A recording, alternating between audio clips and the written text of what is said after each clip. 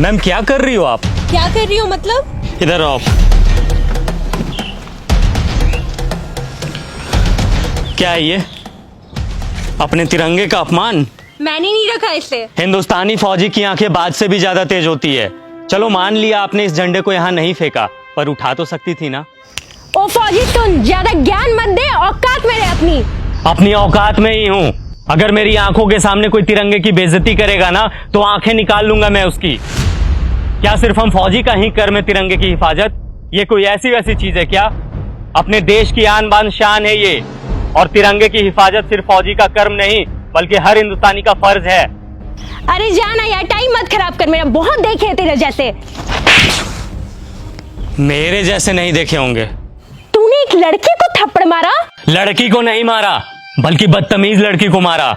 हमें यह नहीं सिखाया जाता कि किसी बेगुनाह इंसान पे अपना हाथ भी उठाया जाए, लेकिन इतना तो तुम्हें भी पता होगा कि अगर कोई इंसान हमारे तिरंगे की तरफ आंख उठा करके भी देखेगा तो हिंदुस्तानी फौजी आंखें निकाल लेगा उसकी। फौजी होने का बड़ा घमंड है तुझे, औकात ही क्या है तुम्हारी? घमंड नहीं, फौजी होने का बहुत ही ज्यादा घमंड है मुझे, और इतनी औकात ही मेरी काफी है। तुम जैसे लोग ना 25-30 हजार की नौकरी करके ही खत्म हो जाते हो, और देख मेरी औकात, 10 लाख की गाड़ी में घूमती हूँ। तुम घूमो 10 लाख की गाड़ी में, हमें 50 डिग्री गर्मी, -50 डिग्री ठंडी, तेज बारिश में भी बॉर्डर पे खड़े होकर अपने देश के लिए हंसते हंसते सीने पे गोली खाने में फक्र महसूस होता है। यही हमें सुकून देता है।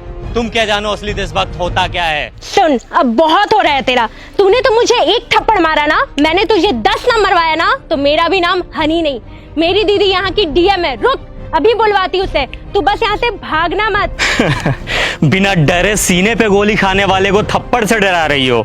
फौजी हूँ, 1 इंच भी अपनी जगह से पीछे नहीं हटूंगा। जिसे बुलाना है बुला ले, मैं भी तो जरा देखूं उसे अपना देश प्रेम पहले दिखता है या फिर ये बहन।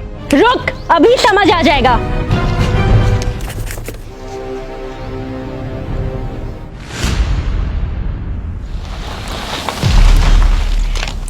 दीदी, यही है वो इंसान जिसने मुझे थप्पड़ मारा है।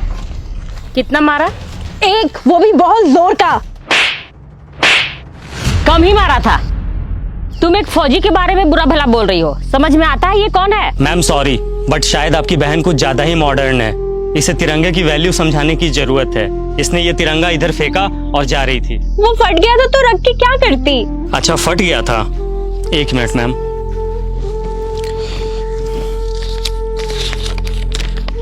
ये कितने का नोट है? 100 का। अब कितने का है? 100 का। अरे क्यों, फटने से इसकी वैल्यू खत्म नहीं हुई? मैं भी फेंक देता हूं इसे। बड़े शर्म की बात है, एक नोट फट जाने के बाद भी अपनी वैल्यू नहीं खोता, चाहे वो 10, 20, 50, 100, 1000 कितने का भी हो। लेकिन हमारा तिरंगा जो अनमोल है वो फट जाने के बाद अपनी वैल्यू खो देता है। लोग इसे फेंक देते हैं। वाह। अब आपको कुछ बोलने की जरूरत नहीं है। आई एम सॉरी, मुझे सब समझ में आ गया है। अफसोस कि तुम्हें अब समझ आया, जबकि अपने तिरंगे की कद्र करना ये कोई समझाने की बात ही नहीं है।